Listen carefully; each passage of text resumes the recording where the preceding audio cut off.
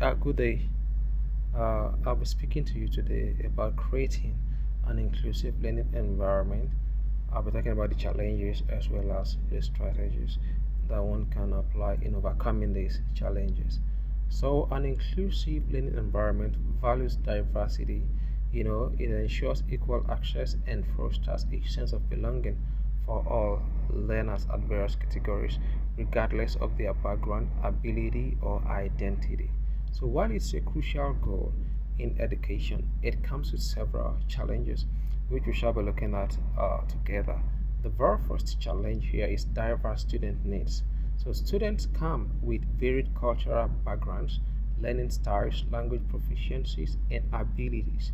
Meeting all their needs can be complex. This is true in the sense that students do not actually learn at the same pace. Some are fast learners while some are slow learners.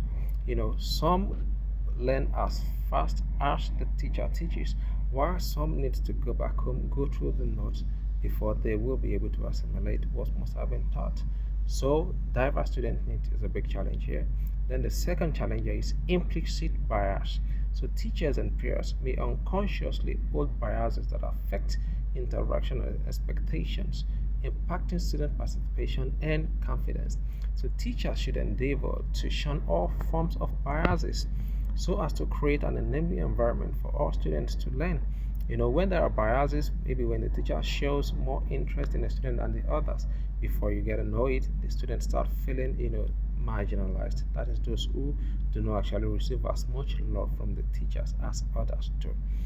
I've worked in an environment before where some of the students were, so interested in me that when it's time for me to come to class, they are reading the staff room to pick my books. Some other students find this offensive.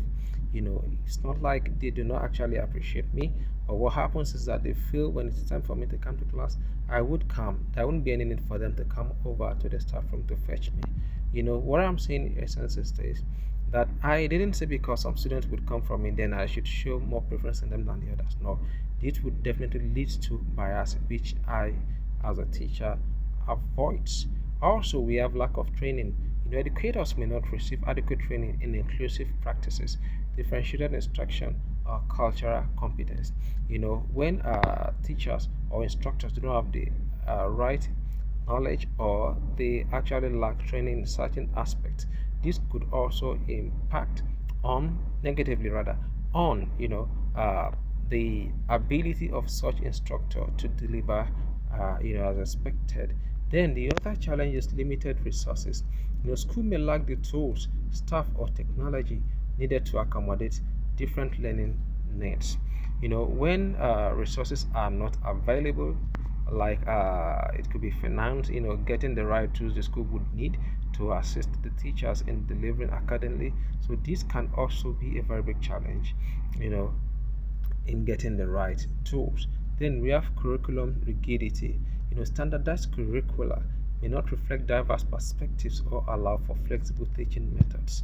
So this is a challenge in the sense that when the school is used to a particular, curricula which they use, so it would actually, affect the ability of such organization to create an inclusive environment where the needs of each student or learner is taken care of.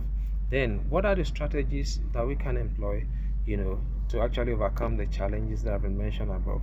The very first one here is differentiated instruction. Using varied teaching methods like visual, auditory, kinesthetic, and flexible assessments to meet diverse learning styles.